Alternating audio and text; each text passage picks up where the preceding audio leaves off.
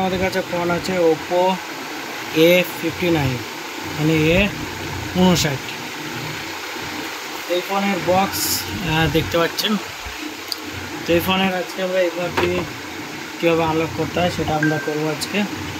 আমি wifi already connect করে রেখেছি আপনাদেরকে এর এফআরপি লক প্রমাণ দেখানোর জন্য। এই তারা চিহ্ন মানে বুঝতে পারছেন যে এর এফআরপি লক হয়ে আছে, তাও আপনাদেরকে একবার দেখিয়ে দিচ্ছি। এবং আমি যে টুলের মাধ্যমে করবো সেই টুল দেখেন, আমি এটা কম্পিউটারে ওপেন করে রেখেছি। হ্যাঁ, এই টুলের মাধ্যমে কাজ হবে। এবং ফোনে চলে আসি, ফোনের সেট আপটা কমপ্লিট আপনাদেরকে দেখিয়ে দিই।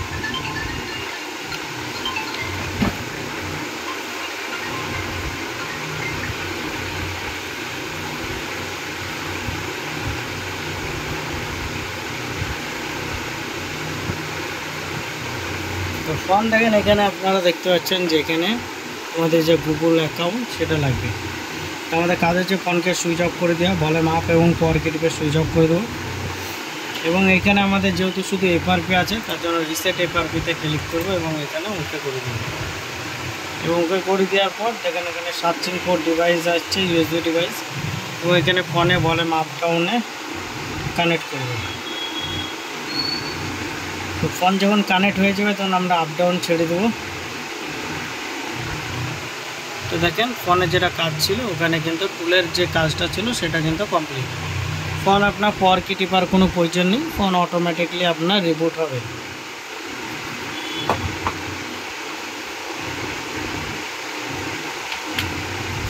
ফোন অন হওয়ার জন্য কিছুটা সময় লাগে। তো দেখেন ফোন আমাদের অন হয়ে গিয়েছে, নেক্সট করে নেব।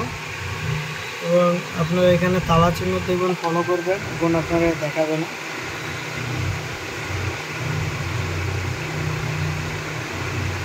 এবং যদি ফলো করেন দেখেন এখন কিন্তু এই তালা চিহ্নটা আপনার এখানে দেখাচ্ছি না, মানে এর যে এফআরপি ছিল সেটা কিন্তু মানে অ্যাকচুয়ালি বাইপাস হয়ে গেছে বা আনলক হয়ে গেছে।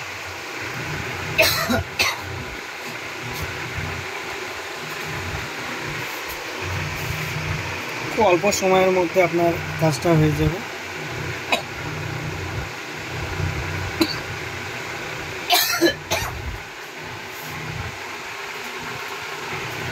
এখানে দেখেন স্কিপ অপশান চলে এসছে, মানে আপনারা বুঝতে পারছেন যে যেটা এফআরপি ছিল বা গুগল অ্যাকাউন্ট সেটা কিন্তু বাইপাস হয়ে গেছে।